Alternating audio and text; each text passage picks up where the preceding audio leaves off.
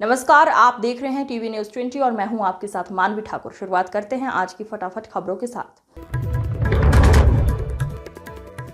मोदी बोले, सुजुकी 2/3 कारें भारत में बना रही, जापान की मदद से देश में खाद के 1000 कारखाने लगेंगे, पीएम ताकाइची को बहन कहा।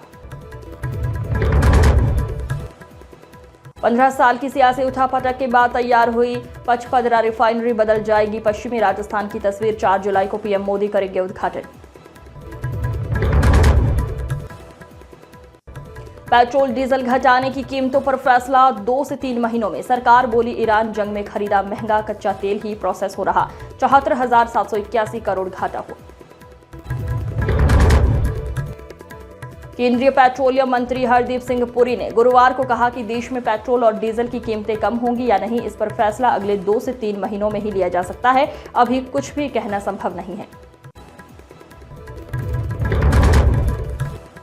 सरकार ने यूजर नेम फीचर को लेकर बढ़ती चिंताओं के बीच अब टेलीग्राम और सिग्नल को भी नोटिस भेजा है और पूछा है कि वे इन जोखिमों को कैसे नियंत्रित कर रहे हैं।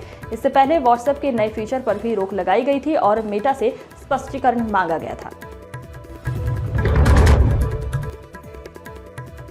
भारतीय सेना को मिलेगी हैमर मिसाइलें, रक्षा मंत्रालय की अहम बैठक आज। आधुनिक सैन्य हथियारों की खरीद का रास्ता साफ।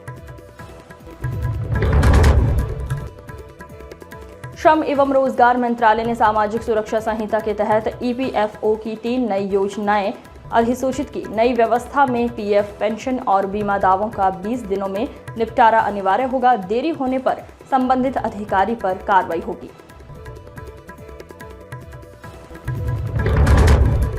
हमें नहीं पता जांच में क्या हो रहा, अगर लीपापोती की कोशिश हुई तो हिंदू समाज माफ नहीं करेगा। चंदा चोरी को लेकर भड़का वीएचपी।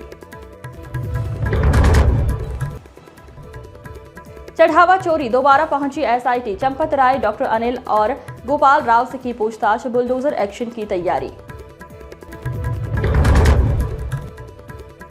अन्ना हजारे की धमकी के बाद पीछे हटी महाराष्ट्र सरकार। नए आरटीआई नियमों पर रोक लगाने का दिया आदेश। सचिन अहिर महाराष्ट्र विधान परिषद के डिप्टी चेयरमैन निर्विरोध चुने गए हैं। इस जीत के बाद शरद पवार ने उन्हें फोन पर बधाई दी। अहिर ने हाल ही में उद्धव ठाकरे का साथ छोड़कर एकनाथ शिंदे की शिवसेना का दामन थामा है। इस घटनाक्रम से राज्य में राजनीतिक हलचल बढ़ गई है।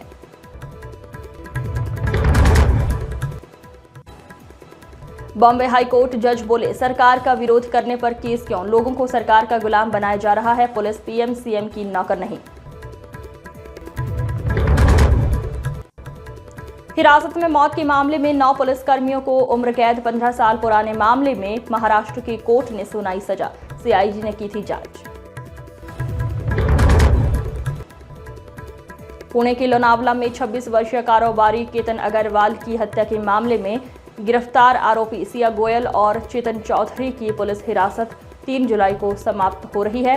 पुलिस के मुताबिक आरोपियों ने एक सोची समझी साजिश के तहत 18 जून को केतन को लोहागढ़ किले की खाई में धक्का दे दिया था। इस मामले में आज पुलिस फिर से दोनों आरोपियों को पुलिस के सामने पेश कर रिमांड बढ़ाने की मांग कर सकती है।